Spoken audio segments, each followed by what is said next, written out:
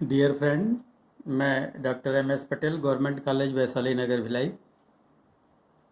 पिछले लेक्चर में हम लोगों ने incentive plan labour cost accounting में इंसेंटिव प्लान के अंतर्गत गैंट टास्क प्रीमियम स्कीम पर चर्चा की। गैंट योजना क्या है, उसमें मजदूरी कैसे दी जाती है, उस पर अब विस्तार से चर्चा की है। आज हम लोग चर्चा करेंगे इमर्सन इफिशियंसी प्रीमियम स्कीम पर, या इमर्सन कार्य दक्षता प्रब्याजी योजना। इमर्सन प्रीमियम स्कीम क्या है? इमर्सन ने अपनी मजदूरी भुगतान की जो योजना बनाई, उसमें उन्होंने समय के आधार पर न्यूनतम मजदूरी का आश्वासन दिया। इसका मतलब ये है कि अगर कोई श्रमिक जितने घंटे काम करेगा, उसको उस पर निर्धारित प्रति घंटे की दर से काम किए गए घंटे की मजदूरी दी जाएगी। अगर कोई श्रमिक दिन में 8 घंटा काम करता है तो प्रति घंटे के हिसाब से उसको 8 घंटे की न्यूनतम मजदूरी दी जाएगी। न्यूनतम मजदूरी का इसमें समय के आधार पर आश्वासन होता है। इसके अतिरिक्त काम के जो प्रमाप तय होते हैं, उस प्रमाप के लिए उन्होंने कार्य दक्षता का विभिन्न स्तर तय कर दिया। सामान्य न्यूनतम मजदूरी तो दी ही जाएगी, लेकिन उन्होंने इफिशियंसी तय की, इफिशियंसी का रेंज तय किया, और उनके द्वारा निर्धारित जो इफिशियंसी या कार्यदक्षता के विभिन्न स्तर हैं, उस स्तर पर उन्होंने अलग अलग दर से न्यूनतम मजदूरी प्लस प्रीमियम या बोनस का प्रावधान किया। जैसे उन्होंने ये तय किया कि 2/3 निर्धारित जो प्रमाप है, उसका 2/3 प्रमाप से अगर कोई कम काम करता है तो उसको केवल न्यूनतम मजदूरी या सामान्य मजदूरी दी जाएगी। जितने घंटे वो काम किया, उसका प्रति घंटे के हिसाब से उसको मजदूरी दी जाएगी, उसको बोनस नहीं दिया जाएगा। मैं फिर से दोहरा रहा हूँ, निश्चित जो प्रमाप है उसके 2/3 यानी 66.67% 2/3 बनेगा। अगर इतनी दक्षता से वो कम कोई श्रमिक काम करता है, इससे कम दक्षता पर कोई काम करता है, तो उसको समय के हिसाब से न्यूनतम मजदूरी का भुगतान किया जाएगा, बोनस उसको नहीं दिया जाएगा। इसका मतलब क्या हुआ कि अगर इमर्सन योजना के अंतर्गत अगर कोई श्रमिक 2/3 या उससे अधिक प्रमाप पर काम करता है, यानी 66.67% या उससे अधिक प्रमाप पर काम करता है, तो उसको अलग अलग दर से प्रीमियम या बोनस दिया जाएगा।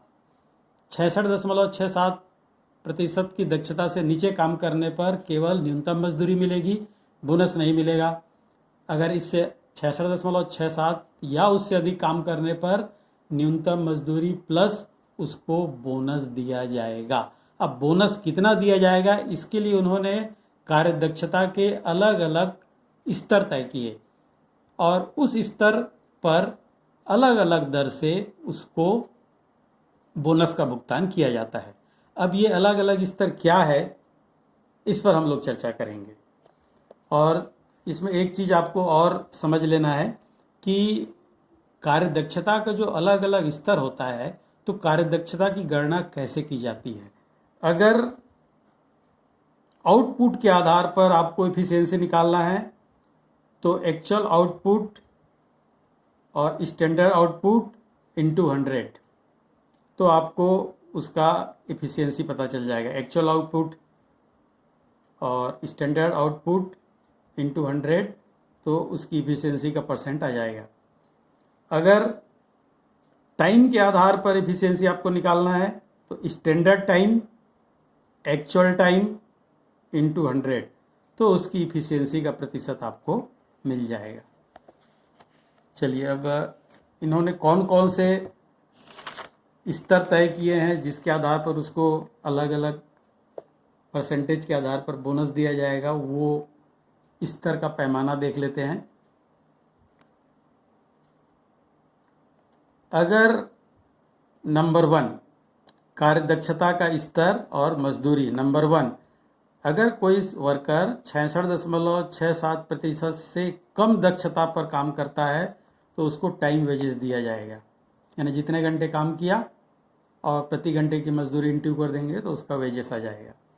दूसरा है, अगर कोई श्रमिक 66.67% से 100% तक की क्षमता पर काम करता है तो उसको मजदूरी का भुगतान इमर्सन के हिसाब से कैसे किया जाएगा। नंबर 1, टाइम वेजेस तो दिया ही जाएगा। टाइम वेजेस क्या है पहले आपको बता दिए हैं। और फिर उसको बोनस दिया जाएगा। बोनस किस पर दिया जाएगा? इस टाइम वेजेस पर। जितने उसकी मजदूरी अर्जित होगी उस मजदूरी का उसको एक निश्चित प्रतिशत बोनस दिया जाएगा। अब कितना प्रतिशत बोनस दिया जाएगा, इसके लिए उन्होंने कोई एक निश्चित प्रतिशत तय नहीं किया। उन्होंने उस फैक्ट्री पर या उस कंपनी पर या उस मालिक पर छोड़ दिया कि अगर इस पैमाने पर वो काम कर रहा है तो उसका जो बोनस है 0.01% से 20% तक ये कुछ भी परसेंट हो सकता है। ये आपको प्रश्न में दिया रहेगा, ये फैक्ट्री या वो संस्था तय करेगी। तीसरा स्थिति है, अगर कोई वर्कर 100% इफिशियंसी पर काम करता है तो उसको क्या मिलेगा? टाइम वेजेस मिलेगा और 20% बोनस मिलेगा। अगर प्रश्न में नहीं दिया है कि कितना बोनस मिलेगा और अगर वो 100% काम कर रहा है इफिशियंसी पर तो उसको आप क्या देंगे? टाइम वेजेस देंगे और 20% इस टाइम वेजेस का बोनस देंगे। प्रश्न में अगर कितना परसेंट बोनस दिया है ये नहीं भी दिया है तो यहाँ आपको ध्यान रखना है 100% इफिशियंसी पर टाइम वेजेस प्लस 20% बोनस मिलेगा।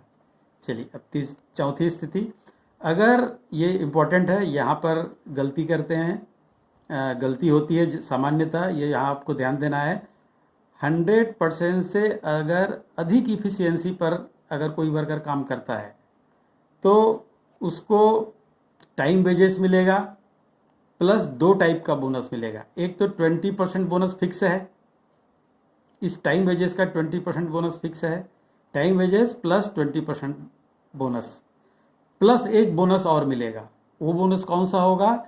वर्कर 100% इफिशियंसी से जितना अधिक काम करेगा उसके प्रत्येक 1% के लिए 1% बोनस अतिरिक्त दिया जाएगा। फिर से समझिए कि वर्कर 100% इफिशियंसी से जितना अधिक प्रतिशत काम करेगा उसमें प्रत्येक 1% अधिक इफिशियंसी के लिए 1% अतिरिक्त बोनस दिया जाएगा। जैसे अगर कोई वर्कर 110% इफिशियंसी पर काम करता है तो 100 से ऊपर प्रत्येक एक करके कितना परसेंट वो काम किया? अधिक 10% काम किया तो उसको 1% अधिक क्षमता के लिए 1% बोनस, दूसरे 1% अधिक क्षमता के लिए दूसरा 1% अतिरिक्त बोनस। इस प्रकार से उसको कितना बोनस मिल जाएगा? 10% बोनस मिल जाएगा। तो ये टाइम वेजेस मिलेगा और ये 20% आपको ये बोनस मिलेगा और ये 10% ये बोनस मिलेगा, यानी 20 धन 10 30% बोनस हो जाएगा।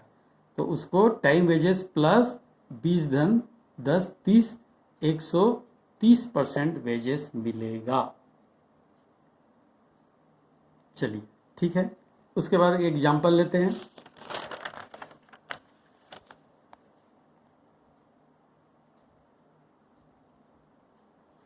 स्टैंडर्ड टाइम है 8 घंटे पर डे, स्टैंडर्ड आउटपुट है 10 unit per hour, wages per day है 6 रुपीज़ पर वर्कर।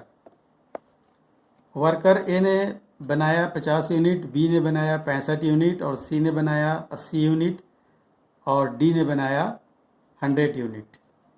और इमर्सन ने, ये क्वेश्चन है, क्वेश्चन में दिया हुआ है, उन्होंने पैमाना क्या तय किया? 67% इफिशियंसी पर लाभांश कुछ नहीं मिलेगा, 67 से ऊपर लेकिन 80% इफिशियंसी पर 5% लाभांश मिलेगा, 80 से ऊपर लेकिन 90% तक 10% लाभांश मिलेगा, 90 से ऊपर लेकिन 100% तक 20% लाभांश मिलेगा और 100 से अधिक कार्यक्षमता पर हर एक 1% अधिक कार्यक्षमता पर लाभांश दर 1% अधिक होगी। ये हम लोग चर्चा कर लिए हैं। अब इसमें उनको मजदूरी कैसे मिलेगी ये देखते हैं। ए की इफिशियंसी पहले निकाल लेते हैं। ए की इफिशियंसी, ए ने कितना उत्पादन किया 50, और 1 घंटे में 10 इकाई का था, 8 घंटे काम होना है, तो स्टैंडर्ड आउटपुट कितना हो गया 80। तो 50 इकाई बनाया, 80 तय था, तो उसका इफिशियंसी कितना हो गया 62%, 62.5%। और इसमें दिया हुआ है कि अगर 67% तक इफिशियंसी है तो कोई लाभांश नहीं मिलेगा, तो इसको कोई लाभांश नहीं मिलेगा। न्यूनतम मजदूरी मिलेगी पर डे की 8 घंटे की 6 रुपये। बी का देखते हैं। बी ने 65 इकाई बनाया और 80 पैमाना है, मानक है, तो इफिशियंसी कितनी हो जाएगी 81.25%। और 81.25% में वो कहाँ फिट बैठा रहा है, कौन से स्तर पर, 80 से ऊपर लेकिन 90 तक कितना उसको बोनस दिया जाएगा 10%। लाभांश कितना दिया जाएगा 10%। तो ये इफिशियंसी 81.25 पर वेजेस नॉर्मल मिल गया 6 रुपये, 1 दिन का 8 घंटे का न्यूनतम मजदूरी प्लस 10% बोनस। किसका 10%? 6 रुपये का। तो 6 रुपये वेजेस हो गया नॉर्मल और 10% बोनस हो गया 60 पैसे, यानी 6 रुपये 60 पैसे उसकी मजदूरी हो गई। सी ने 80 इकाई बनाया, यानी 80 पैमाना था, मानक था, 100% इफिशियंसी है, तो 100% इफिशियंसी पर उसको 20% बोनस देने का प्रावधान है। तो वेजेस न्यूनतम मिलेगा 6 रुपये, 20% बोनस मिलेगा 6 रुपये का, यानी 1 रुपये 20 पैसा। तो 6 और 1 20, यानी उसकी टोटल मजदूरी कितनी हो जाएगी 7 रुपये 20 पैसा। तीसरा है डी ने 100 इकाई बनाया और मानक था 80, तो इफिशियंसी हो गई उसकी 125%। तो 125% पर क्या होगा, उसको एक न्यूनतम मजदूरी मिलेगी और 2 बोनस मिलेगा। एक 20% बोनस फिक्स है और दूसरा बोनस क्या है, 100% से ऊपर जितना प्रतिशत वो काम किया उतना प्रतिशत अतिरिक्त बोनस मिलेगा। तो 100 से ऊपर कितना काम किया है वो 25%, तो उसको 25% अतिरिक्त बोनस मिलेगा। तो वेजेस क्या हो जाएगा 6 रुपये न्यूनतम मजदूरी प्लस 20% बोनस 6 रुपये का प्लस 25% बोनस 6 रुपये का। तो 6 रुपये प्लस 20% बोनस 1 रुपये 20 पैसा प्लस 25% बोनस 1 रुपये 50 पैसा, तीनों को टोटल करेंगे तो उसकी न्यूनतम मजदूरी कितनी जाएगी 8 रुपये 70 पैसे। Thank you.